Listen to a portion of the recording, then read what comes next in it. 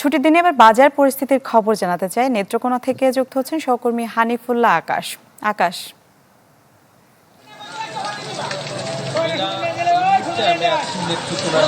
পাইকারি সবচেয়ে বড় বাজার মেট্রো বাজার, সেই বাজারটা থেকে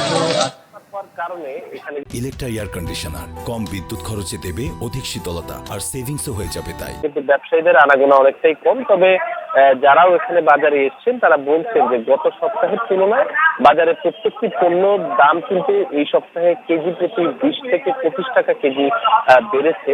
তার মধ্যে আমরা কয়েকটি পণ্যের কথা জানতে চেয়েছিলাম যে আসলে বাজারে প্রতি কেজি পেঁপে বিক্রি করা হচ্ছে, যেটি গত সপ্তাহে 20 টাকা কেজি ছিল, সেটি আজকে পাইকারি বাজারে কিন্তু 30 থেকে 35 টাকা কেজি দরে বিক্রি করা হচ্ছে। কাঁকরোল ছিল গত সপ্তাহে 25 টাকা কেজি, সেটি কিন্তু আজকে পাইকারি বাজারে 50 টাকা কেজি দরে বিক্রি করা হচ্ছে, যেটি খুচরা পর্যায়ে 60 টাকা দরে বিক্রি করা হচ্ছে। ঠিক তেমনি ভাবে চাল কুমড়া গত বাজারে প্রতি পিস ছিল 25 টাকা থেকে 30 টাকা, সেটি আজকে কিন্তু 50 থেকে 55 টাকা পিস হিসেবে বিক্রি করা হচ্ছে। ঠিক তেমনি ভাবে প্রত্যেকটি পণ্যের দাম কিন্তু বেড়েছে এবং বাজারে ব্যবসায়ীদের আজকে আনাগোনা কম বৃষ্টিপাতের কারণে।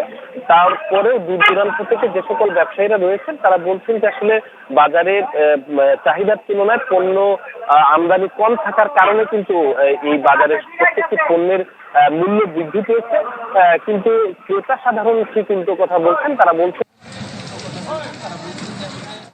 এই বাজারে যে পণ্য অধিকাংশ পণ্যের মূল্য বৃদ্ধি করা হচ্ছে, সেজন্য কিন্তু তারা প্রশাসনের বাজার মনিটরিং ব্যবস্থার জোরদারের কথা জানিয়েছেন। জি, ধন্যবাদ আপনাকে।